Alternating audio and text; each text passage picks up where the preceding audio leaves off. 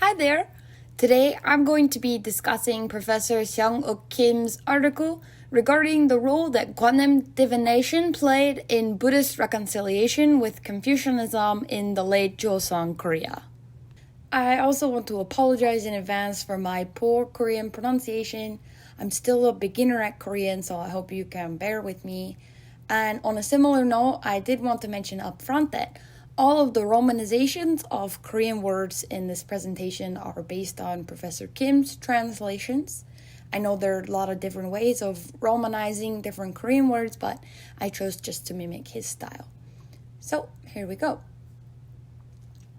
Professor Kim, who is this gentleman over here on the left, has a pretty impressive track record. He got his PhD from UCLA in 2013 and then continued to do postdoctoral research for many years. In 2018, he was awarded a pretty prestigious position from Columbia University's Center for Korean Research.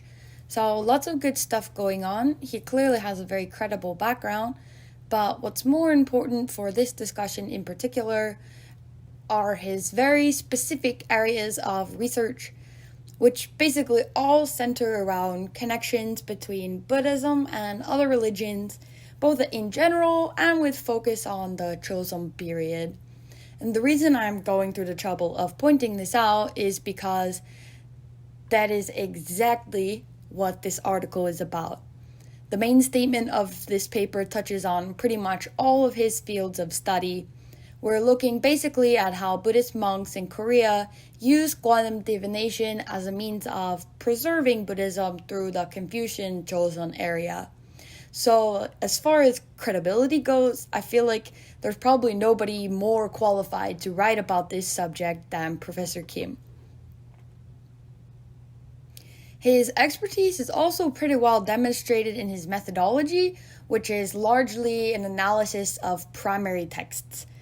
In the references for this article, he actually distinguished in separate lists between primary and secondary sources, which was actually really helpful for my own research, but also just to see how much research for this paper he did firsthand.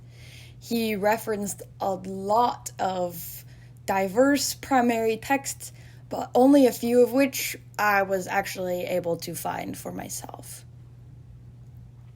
Before we get into the analysis proper, let's establish some terms really quick. Divination is a word that's probably familiar to most people, but just to make sure everyone's on the same page, I went ahead and put it up here. And it's basically just a general term for sort of fortune telling. The rest of the terms are important to define up front since they are Korean words. The first of which is Kwanŭm, which is the name of the Korean manual for this type of divination. Next is Yangwa, which is the Korean term for Confucian literati. Then we have Bokjang, which are the different consecration materials that would be placed inside of a Buddhist sculpture. And then finally we have Ohang, which is the Korean word for the Chinese term wuxin, which refers to the primary 5 elements.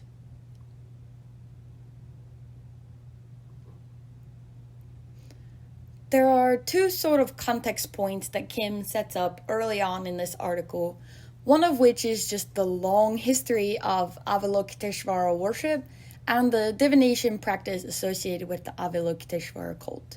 Now, I know cult is sometimes a controversial word to use given its contemporary sort of connotations, but that is the word that Kim uses in the article, so that's the word that I will use as well.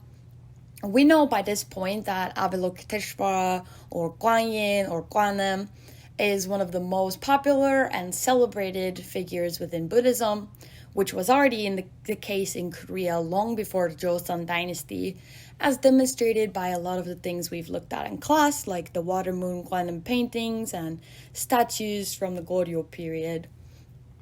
Kim also points out that there were already some very culturally significant divination customs being practiced in Korean folk religions before the Joseon period, but that this specific brand of Avalokitešvara divination doesn't really show up in many historical records until the Joseon period, and we'll come back to why that is in a minute.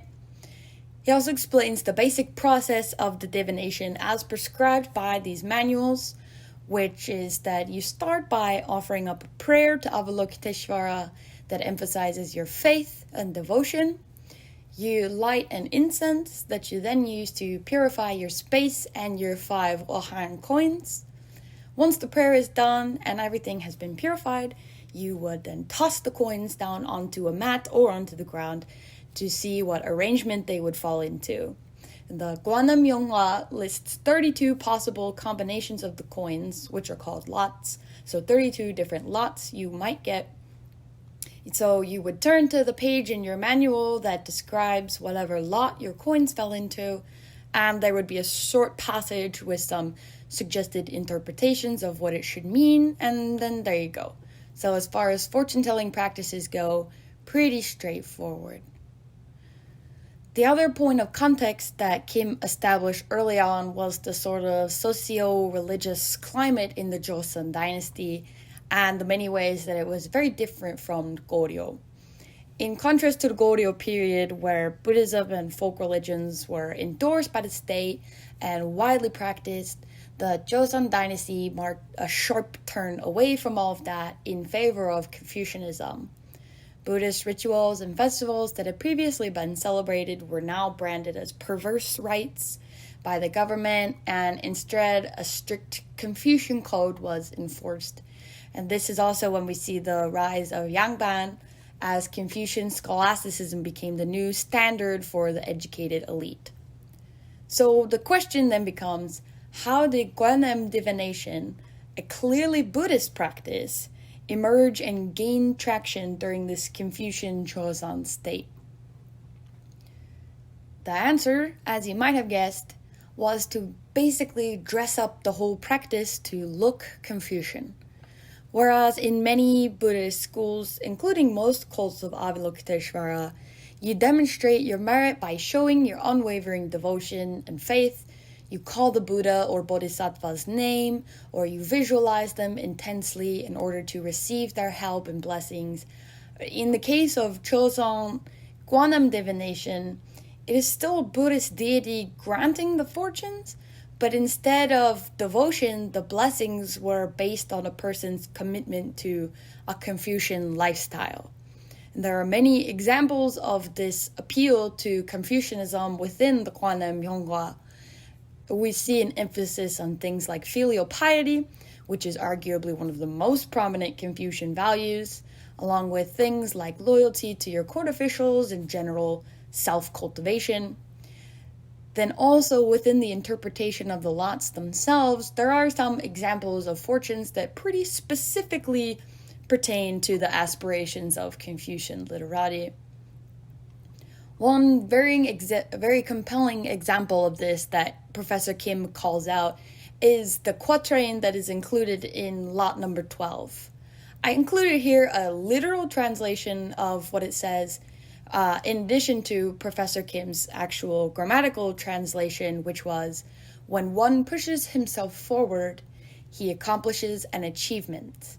An idle Confucian returns, wearing a silk brocade robe." The silk robe is a reference to the attire of a Confucian court official, like you see here. So for somebody to return wearing that means that he has been granted a government position. This verse is basically describing an aspiring Confucian official having passed a civil service exam after a grueling period of study. Anybody with even a cursory knowledge of Confucianism is probably familiar with just how crucial passing these exams was to a person's political and social status. So this 12th lot here is, in particular, is pretty undeniably catering towards the Yangban audience. Another very specific example of Yangban patronage of Kwanŭm divination comes from the personal records of a renowned Buddhist master who was beseeched to both compose a prayer and perform a divination on the behalf of a powerful Yangban patriarch, Kim Chosŏn. I wasn't able to find the particular record documenting the request or any information about the monk who performed it on my own, but according to Professor Kim's description, the prayer seemed again to emphasize Chosŭn's embodiment of Confucian values, as opposed to, say, like a supreme faith in Kwanŭm. A lot of the other examples that Kim provides for Chosŏn literary participation in the Kwanŭm cult were ones that I, again, was not able to find and check out for myself, because there were mostly instances of Yangban names appearing as donors for different Kwanŭm images. Some were found in like general dedications accompanying the images, and a couple seem to even have been discovered inside a wooden seated Kwanŭm statue, along with some other like very important Bokjang items. So while there wasn't a ton of overwhelming evidence, there are certainly clear instances of the Yangban patronizing Kwanŭm during the Chosŏn period. At the end of all of this, we basically arrive at the conclusion that Kwanŭm divination was used almost as a way to smuggle Buddhism through a Confucian-dominated era of Korean history. That was the point that I think Professor Kim set out to make with that article, and in my opinion, he made it pretty well. I don't really have too much to say by way of critiques. This wasn't the most accessible article ever, but I also don't think it was intended to be. It's clearly a scholarly article meant to be read by other researchers and scholars. What I will say is that there were exactly 0 pictures included in this article. Every image that you saw in this presentation was one that I personally went out and found, which, on the one hand, this is not an artistic analysis of any kind. It is very much a textual analysis, so you could argue that images aren't really necessary, but I do think that it could have been helpful to include a couple here and there for context of what we're talking about. My main complaint, and this isn't really a criticism of Kim or the article, because this isn't what he set out to do, but I was disappointed when I realized that this article wasn't going to be an artistic analysis. When I first saw the title for this article, it made me think of what we learned about Korean talismans as representing a marriage of Buddhism, Taoism, and shamanism.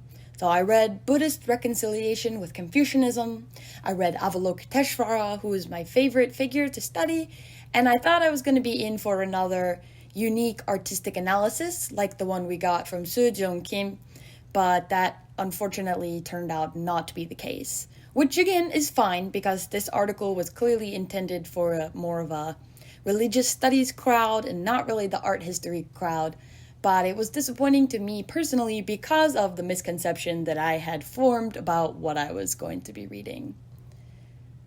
There are 2 things that I would like to bring up at the end. The first one is if I had to give some sort of critical feedback, which is pretty minor because, like I said, he did a pretty good job, is a connection that I feel like Professor Kim might have overlooked between this image right here and the general accessibility of Kwanŭm divination in Joseon, Korea.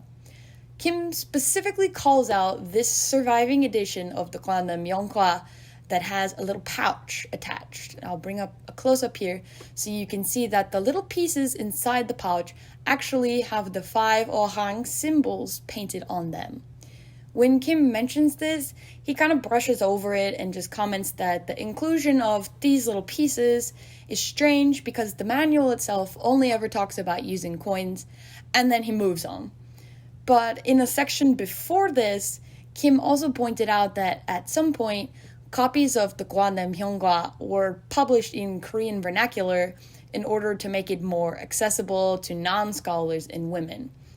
So I'm not an expert by any means, but isn't it possible that perhaps this edition of the manual right here might have belonged to a layperson, and that the reason for these pieces was that they didn't have spare coins to just be throwing around? Like I said, it's a really small thing, but I felt like it was odd for Kim to call out this edition in particular with the pouch and then completely brush over what it might suggest. And the last thing that I will say is that during my research for this project, I was surprised at just how popular this practice still seems to be in China. I found no shortage of interactive websites and apps for the purpose of this particular kind of divination.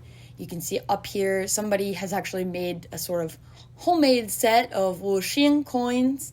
And right here is actually a ticket for an intensive Avalokitešvara study course, which happened as recently as less than a year ago. It's fine that Kim didn't mention any of this since his focus is on the Korean history aspect of it, but I still found it really interesting, so I just wanted to share that right at the end here. And that concludes my presentation on Kwanŭm divination, the Buddhist reconciliation with Confucianism in the late Chosŏn. Thank you.